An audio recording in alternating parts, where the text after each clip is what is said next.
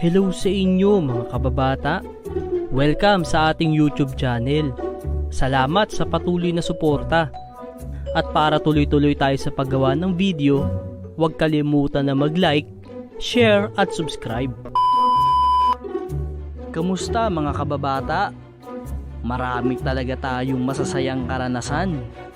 At isa sa masaya at masakit na naranasan natin nung panahong naramdaman natin na meron tayong crush. Minsan sa kaibigan, kalaro, kadalasan sa classmate. Ito yung panahon na napanood mo na yung Fushigi Yugi. Kaya nagkaroon ka na ng crush. Pero nung panahong Dragon Ball pa lang ang napapanood mo, wala tayong pakialam sa ganyan. Ang gusto lang natin maipon ng Dragon Balls at maging isang Super Saiyan. Tara, balikan natin ang masaya at masakit na karanasan noong tayo ay bata pa.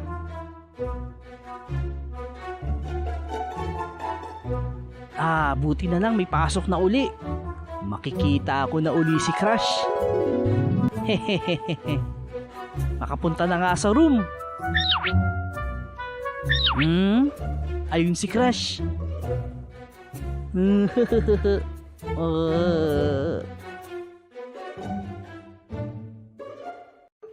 Ay. Oy, simpleng tingin kay Neneng. Crush mo ata si Neneng eh. Uy Gagsti, ano sinasabi mo? Wala akong gusto. Huwag ka na magmaang-maangan dyan. Kapag nandyan si Neneng, para kang bulating nilagyan ng asin eh. Di ka mapakali, tapos namumula ka. Bilog na ang utot, binata na si Utoy. Lakas trip mo ah.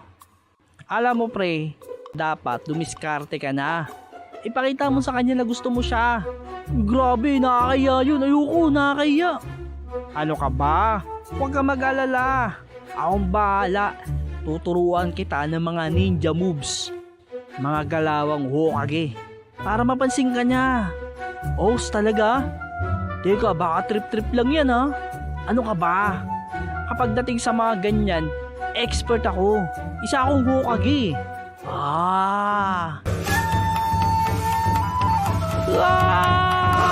Master! Handa ka na ba matuto sa akin, boy? Yes, Master! Turuan mo ako! Sige, tuturuan kita! Ganito na mong gawin. Magpapansin ka muna sa kanya. Sasabihin ko na agad! Uy, anong ginagawa mo? Bakit mo isisigaw? Hehehe, joke lang. Ito ang gagawin mo. Kunwari, dadaan ka, tapos madadapa ka. Madadapa? Oo, para kapag ka nadapa ka, makikita ka niya, sasabihin sa'yo, okay ka lang ba? At sasabihin mo, Okay lang ako. Salamat ha. sige, okay nga yan. Sige, itatry ko.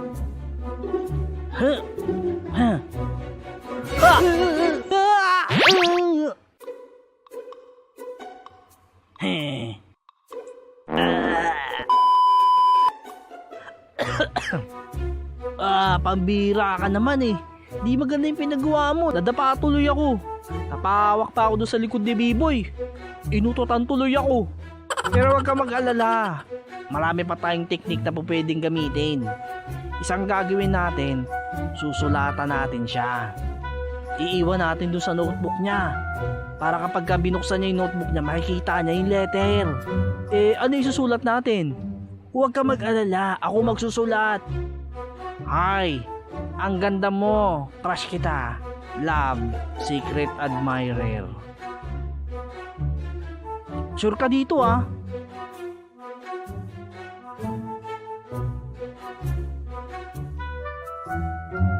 Oh, umalis na siya.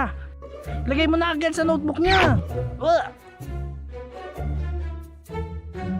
Wala na nga siya.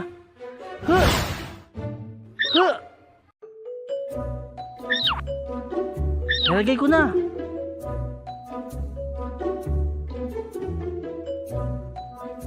Okay class, umupo na kayo. Tapos na ang recess. Mag-start na ulit tayo ng klase. Ay, Neneng, kunin ko yung cellphone ko.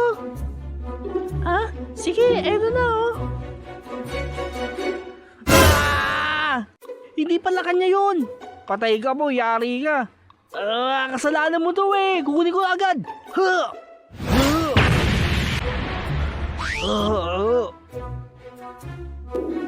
Nag-start na ang klase ah.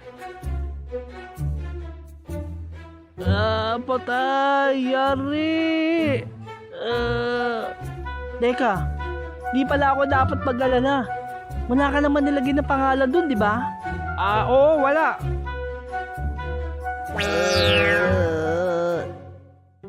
Teka, bakit? Pero may isinulat ako kung anong row at kung saan banda nakaupo. Ano? Ikaw ang may kasalanan nito! Ikaw!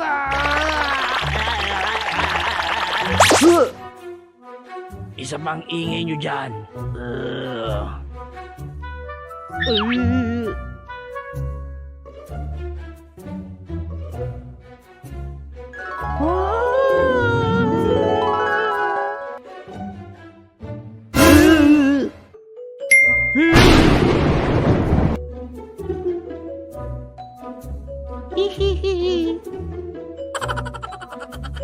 Ikaw, Tutoy ah.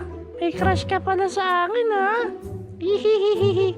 Ang totoo niyan, crush din kita eh. Teka, hindi ako niyan.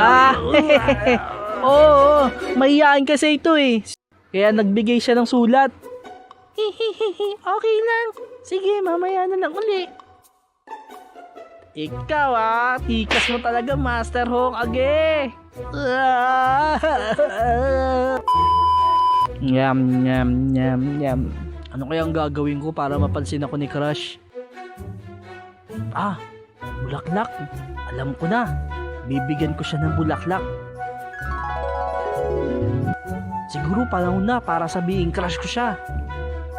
Reagan! Ano ba ginagawa mo? Utay!